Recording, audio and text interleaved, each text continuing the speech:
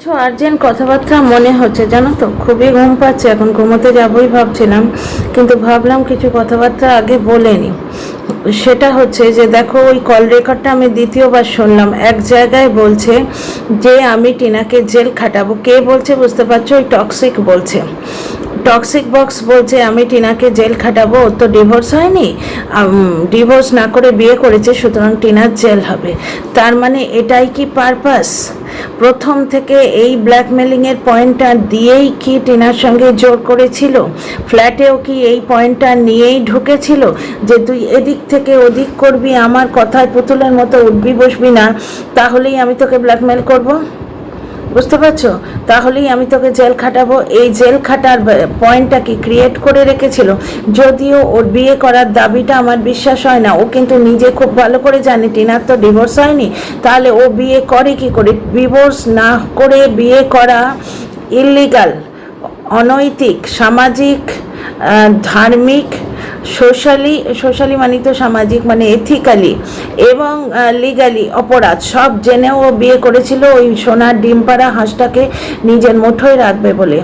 আচ্ছা, একটা দারুণ কমেন্ট পেয়েছি আমার একটা শর্টসে। উনি পুরো ব্যাপারটা সামারাইজ করে দিয়েছেন। আমি এইমাত্র পড়ে এলাম, আমি তোমাদের বলছি পুরো ব্যাপারটা। তার আগে যে কথাগুলো আমার মাথায় আছে ফট করে বলে নিই, নাহলে বলে যাব। ব্যাপারটা শুরু হয়েছে টিনার এই যে চ্যাটিংয়ের রোগটা, এটা শুরু করেছে কিন্তু জ্বলন বেচারাম ওয়ান। বুঝতে পারছো? কারণ টিনাকে ওই পথে ঠেলে দিয়েছে বেচারাম। তোমরা বলো তো, কচি খোকা তো নয়, টিনার থেকে 15-16 বছরের বড় মানুষ। যখন বিয়ে করে তখনই সে অ্যাডাল্ট হয়ে যায়। 18 বছরের মেয়েকে সৌমালি বাচ্চা মেয়ে বলেছিল, আমিও বাচ্চা মেয়ে বলেছিলাম বলে সকলের একবারে ফেটে ফুটিফাটা হয়ে গেছিল। বাচ্চা মেয়ে বিয়ে করলেই সে অ্যাডাল্ট হয়।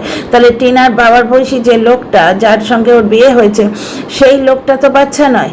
সে জানে না যে স্ত্রীর সঙ্গে কিভাবে ব্যবহার করতে হয়, কিভাবে স্ত্রীর সঙ্গে বসবাস করতে হয়। রাতের বিছানায় মাকে নিয়ে, স্ত্রীকে নিয়ে একসঙ্গে শোয়। আর কোনো কাপলের তোমরা টের পেয়েছো? এই যে তোমরা ক্রাইম পেট্রোল দেখো, ক্রাইম পেট্রোলে কোথাও দেখেছো এই ধরনের মানসিক অত্যাচার? টিনাকে দিয়ে দর্শকদের সামনে পয়েন্ট নেবে বলে টাইলস পছন্দ করিয়ে আনলো, ব্লগে দেখালো, সেই টাইলসগুলো লাগালো নিজের মায়ের বাথরুমে।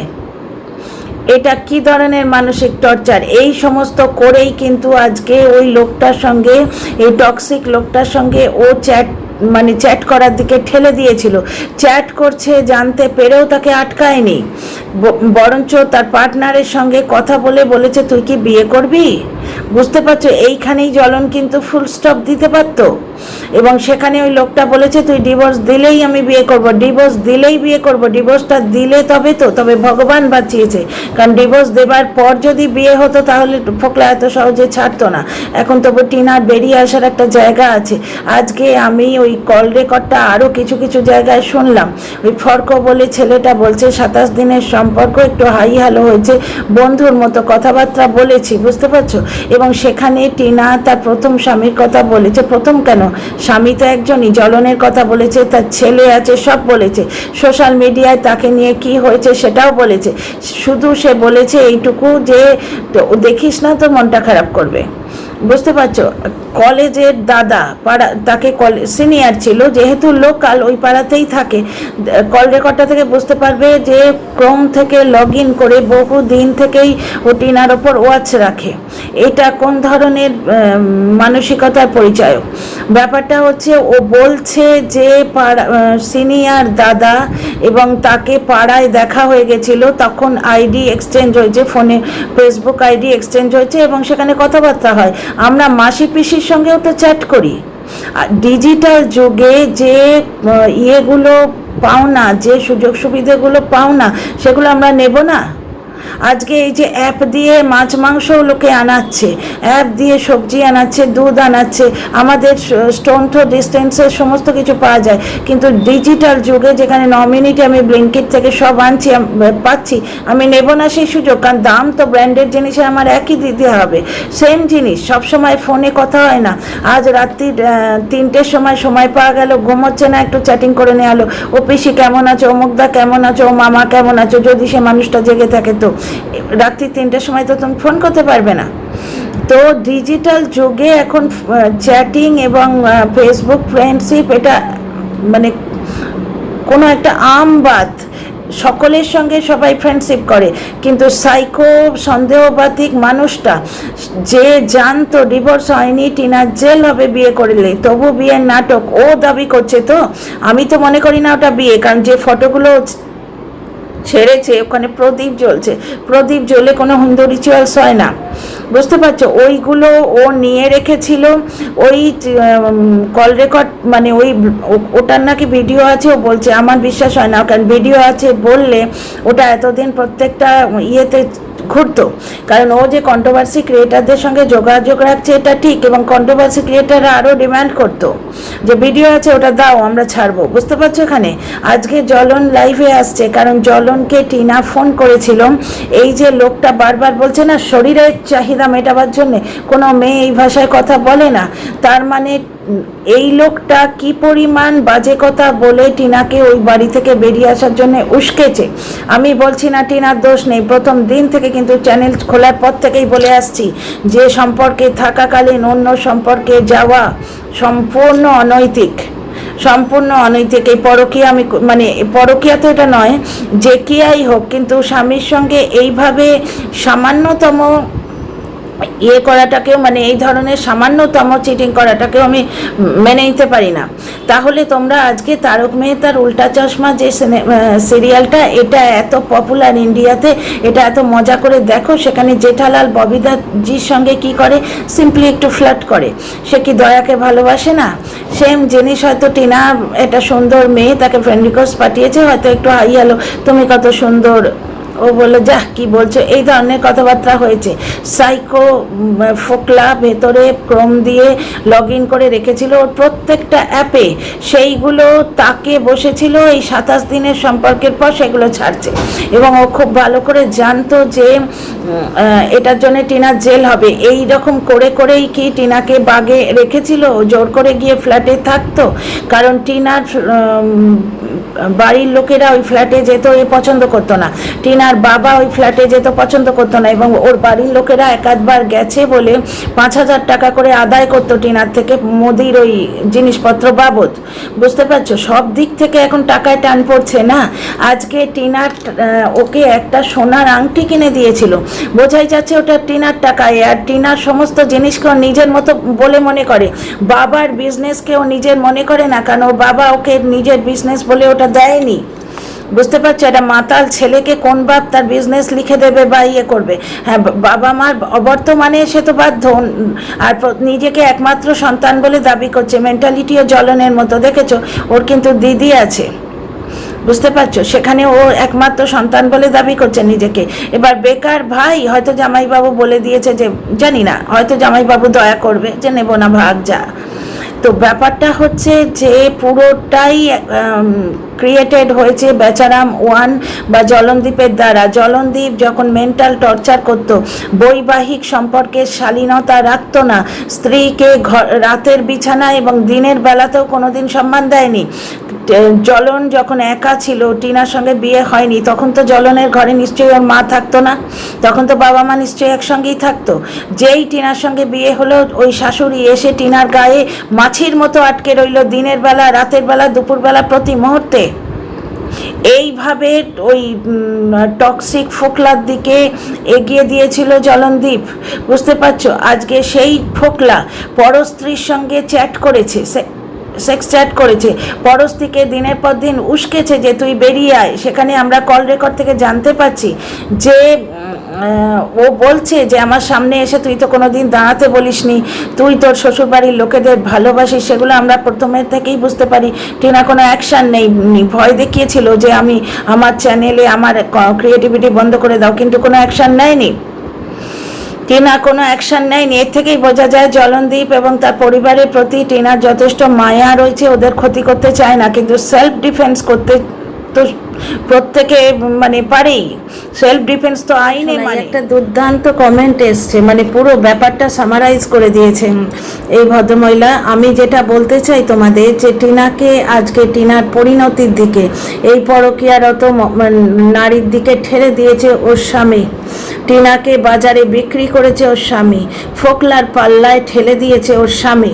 শোনো ব্যাপারটা, এটি লিখেছেন পৌলমী আইকাত ম্যাডাম, ঠিক আছে? উনি এটি লিখেছেন 58 মিনিট আগে। একটু কমেন্টটা বড় হবে, প্লিজ পড়ো। আসলে বেচু কিন্তু প্ল্যান করেছিল স্যান্ডি ম্যান্ডির মতন একটা নাটক করবে। এগুলো কিন্তু আমরা সব জানি, এগুলো টিনা ব্লগে টিনা বলেছিল যে ওই ছেলে কেড়ে নেওয়ার নাটকটাও এই জন্যেই। এগুলো আমিও জানি, ইনি যেটা বলছেন। যাকে পুরো কমেন্টটা কিন্তু बिना कुछ बीच में रोक टोक के मैं पढ़ूंगी। हाँ, बीच में मैं कुछ नहीं बोलूँगी। आप सुनिए, आप लोग सुनिए, একটু কমেন্টটা বড় হবে, প্লিজ পড়ো। আসলে বেচু কিন্তু প্ল্যান করেছিল স্যান্ডি ম্যান্ডির মতন একটা নাটক করবে শাশুড়ি বউ মিলে, তাই ঘর দেখতেও গেছিল। টিনার বাপের বাড়ি আসাটা একটা নাটকই ছিল। টিনাই বলেছে যে সেই জায়গায় যখন টিনা চ্যাট করেছিল, ভাবেনি এই জায়গায় যাবে, বুঝতে পারছো? C was also casual. ফোনে রেকর্ডিংসেও ভাবো প্রথমে হাসছিল, ও কোনো দিন সংসার ছাড়তে চায়নি। তারপরের ঘটনা আমরা সবাই জানি। ফুট না কেটে পারলাম না ম্যাডাম, পৌলমী ম্যাডাম, কিছু মনে করবেন না। আপনি একদম বুকের মধ্যে কথাগুলো যেন টেনে বার করছেন, তো মানে না বলে থাকতে পারছি না। একদমই তাই, হাসছিল, বলছিল তোমার সঙ্গে থাকবো, ওর সঙ্গে কথা বলবো। মানে একটুখানি অজপাড়া গায়ে কোনো ইয়ে নেই, কোনো রকম এন্টারটেনমেন্ট নেই, ওই একটু চ্যাটিং ফ্যাটিং করছে, বুঝতে পারছো? সংসার ছাড়তে কোনো দিন চাইনি। প্ল্যানটা জ্বলনেরই ছিল, কিন্তু উল্টো বুঝলি রাম হয়ে গেছে, বোমেরাং হয়ে গেছে। তো যাই হোক, বেচুর সোশ্যাল মিডিয়াতে টিনা ওর বাবা মার বার করে দেয়া। আচ্ছা দাঁড়াও, সরি, আমি খালি চোখে চশমাটা খুঁজে পাচ্ছি না বর্তমানে। বোধহয় গাড়িতে থেকে রয়ে গেছে, আমার মনে হচ্ছে আমার চশমাটা গাড়িতে থেকে গেছে, আমি দেখতে পাচ্ছি না, যার জন্য। বেচুর সোশ্যাল মিডিয়াতে আনা ওর বাবা মার বের করে দেয়া বাড়ি থেকে। ওই যে ফোকলার খপ্পরে পড়লো, সেটাই ওর কাল হলো। এইভাবেই ও বেরোতে পারছিল না, এখন ও মুক্ত। এইভাবেই ও বেরোতে পারছিল না। যে জিনিসটা দর্শকরা সব থেকে বেশি দিল মে লে লিয়া হ্যায়, কি মানে দিল মে লাগা লিয়া হ্যায়, দর্শক বন্ধুদের যেটা হৃদয়ে শক্তিশালের মতো ফেসেছে, সেটা হচ্ছে ও ঘোনায় থাকতো নাকি, যেটা বলেছে, যেটা আমরা বিশ্বাস করিনি। বিপক্ষের লোক বলেছে, আমরা বিশ্বাস করিনি। কিন্তু ব্যাপারটা হচ্ছে এইভাবেই হয়তো ব্ল্যাকমেল করেছে, ম্যাডামও তাই বলছেন। শোনো, এইভাবেই বেরোতে পারছিল না, এখন ও মুক্ত। এবার যেন মেয়েটা বাঁচতে পারে, একদমই তাই, এবার যেন মেয়েটা বাঁচতে পারে। এই আজকে রিমি প্রীতমের কেসটা দেখো, তাদের চ্যানেলগুলো তো যা গতি হলো তোমরা পুরোটাই জানো, ওটা নিয়ে ঘাঁটছি না, কিন্তু তারা দিব্যি এখন সুস্থভাবে বেঁচে আছে, বুঝতে পারছো? আজকে জ্বলনের মাম্মাম নিজের নোংরামতে বাচ্চাটাকে জড়িয়ে এনে বলে টিনার ওপর 5 লাইন দিয়ে লাইভে এলো। আজকেও আসছে, আজকে কেন আসছে তোমাদের সেইটাও বলবো এখানে। আগে এই ম্যাডামের কথাটা, পৌলমী ম্যাডামের কথাটা একটু এক্সপ্লেন করে নিই। আজকে নিজের নোংরামিতে ছেলেটাকে ডেকে এনেছে, এইটা জ্বলন বলছে। টিনা জাস্ট ঘুমচোকে একটা জায়গায় বলেছে বাচ্চার কথা বল, হ্যাঁ বাচ্চার নামে বলছি, ওটা ইচ্ছে করে বলিয়ে নিয়েছে বিপক্ষের দর্শকদের এই কল রেকর্ডটা সাপ্লাই করে 5 লাইন দেবে বলে। কিন্তু এতে বাচ্চাটার কি কোনো এফেক্ট হয়েছে? টিনা বাচ্চার নামে বলছি, এতে বলেছে বলে বাচ্চাটার কি কোনো ক্ষতিবৃদ্ধি হয়েছে? কিন্তু নিজের বাড়িতে হয়তো, কিন্তু পরন্তু প্রমাণ আছে, নিজের বাড়িতে যদি কাউকে কেউ রেখে থাকে, সেখানে বাচ্চাটাকে মাম্মাম বলতে শেখায়। এখানে নোংরামির মধ্যে বাচ্চাটা ডিরেক্টলি ইনভলভ হচ্ছে, কেউ কিচ্ছু বলছে না। আজকে যখন ফোকলাকে দেখাও যেত না, ফোকলা জামাই বাড়িতে আছে, ফোকলা জামাই বাড়িতে আছে বলে লোকে টিনাকে ব্ল্যাকমেল মানে সাইবার বুলিং করতো, কিন্তু আজকে যখন ওই বাড়িতে মহিলা আছে বোঝা যাচ্ছে হয়তো ওর দলের লোকেরাই শাসন করছি বলে ওটাকে ভুল বলে চালিয়ে দিল, আর টিনার ক্ষেত্রে নোংরামি বলে করে খাচ্ছে, দিনের পর দিন 4-5 হাজার করে নিয়ে আসছে। কত ক্রিয়েটারের কত ধরনের চ্যাট প্রকাশ পাচ্ছে, তারাই আজকে থাম্বনেল দিয়ে ভিডিও করছে তুই সধবা না বিধবা, তুই দাদার বাড়ি খেতে যাবি কেন। তো এই বিয়ে বাড়ির কথাতেও মনে পড়ে গেল, টিনার ব্যাপারটা যদি নোংরামো হতো, টিনার আত্মীয় স্বজনরা ওদের বয়কট করতো না। আশ্চর্য কথাবার্তা। জ্বলনের বাড়িতে 144 ধারা লাগাতে হয়েছে, জ্বলনের বাড়িতে কেউ আসে না, অথচ টিনার বাড়িতে সবাই বিন্দাস আসছে। তারপরে ওই লোকটার নাম কি, ঢ্যাঁড়স সম্বন্ধে অনেক কথা বলার আছে, তোমাদের আগের ভিডিওতে বলতে গিয়ে মিস হয়ে গেছে। ঢ্যাঁড়স দ্বিতীয় চ্যানেল খুললো কেন, তাহলে প্রথম চ্যানেলটাই কি ঘাপ পড়েছে? ব্যাপারটা হচ্ছে ফোকলা চন্দর প্রথমেই বলে দিয়েছিল টিনা স্ট্রাইক দিতে জানে না, এই কথাটা বলে দিয়ে ও ভার্চুয়ালি বিপক্ষের লোকেদের হাতে জিনিসটা তুলে দিয়েছে যে বিন্দাস টিনাকে বেঁচে খাও, টিনাকে থাম্বনেলে বিকিনি পরিয়ে দাও, যেভাবে টিনার ভিডিও তুলে বেঁচে খাও, কারণ ওটা স্ট্রাইক দিতে জানে না, ও শিখবেও না, কারণ শিখতে এককালে জ্বলন দেয়নি, তারপরে ফোকলা দেয়নি, নিজের মুঠোয় রেখেছিল টিনাকে ব্ল্যাকমেল করবে বলে। পৌলমী ম্যাডামও দেখো সেম চিন্তাধারা রাখেন ঠিক আমার মতো, আমি 100% একমত ওনার সঙ্গে। পুরো ব্যাপারটা এইটাই হয়েছে, খুব সুন্দরভাবে সামারাইজ করে দিয়েছেন উনি, বুঝতে পারছো এই জিনিসটাই হয়েছে। আচ্ছা, ঢ্যাঁড়সের যে চ্যানেলটা সেকেন্ড চ্যানেল, প্রথম চ্যানেলটা কি গেছে, মানে আবার হয়তো আসবে, কারুর চ্যানেল যাক সেটা খুব একটা আনন্দের ব্যাপার নয়। আর দ্বিতীয় কথা, এই চ্যানেলেও জ্বলন নয়, নাম কি, সরি ঢ্যাঁড়স ঠিকঠাক ভিডিওই দিচ্ছিল, পেছনে লাগা তো স্বভাব, রোজ ভিডিও করে, সে যাই হোক, আমি কারুর ক্ষতি চাই না, কিন্তু যেটা ঘটেছে সেটা বলছি। এইবার একটা জিনিস দেখো, আজকে টিনা জ্বলনকে ফোন করেছে, জ্বলন ফোনটা ধরেনি, পুরো ব্যাপারটাই টিনা বলেছে, কিন্তু তবে আমরা জানতে পারছি। এবার সেইখানে কি কথাবার্তা হয়েছে টিনা না বললে আমরা জানতে পারবো না।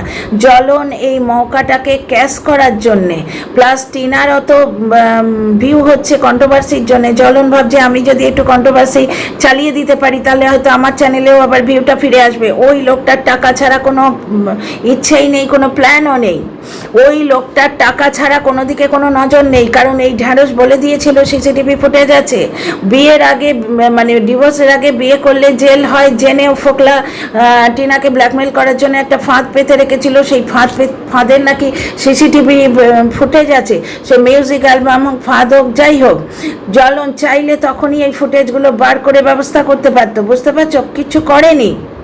ঢ্যাঁড়স পুরো প্রুফ দিয়ে রেখেছিল, কিচ্ছু করেনি, আর ওইটুকু মুখে বলেছিল, তখন ও কার হয়ে কাজ করতো তোমরা বুঝতেই পারছো, প্রণামও করেছিল, জ্বলন ওই ঢ্যাঁড়সের পায়ে প্রণাম করেছিল, সেই সময় জ্বলন চাইলে কেসপেস করতে পারতো।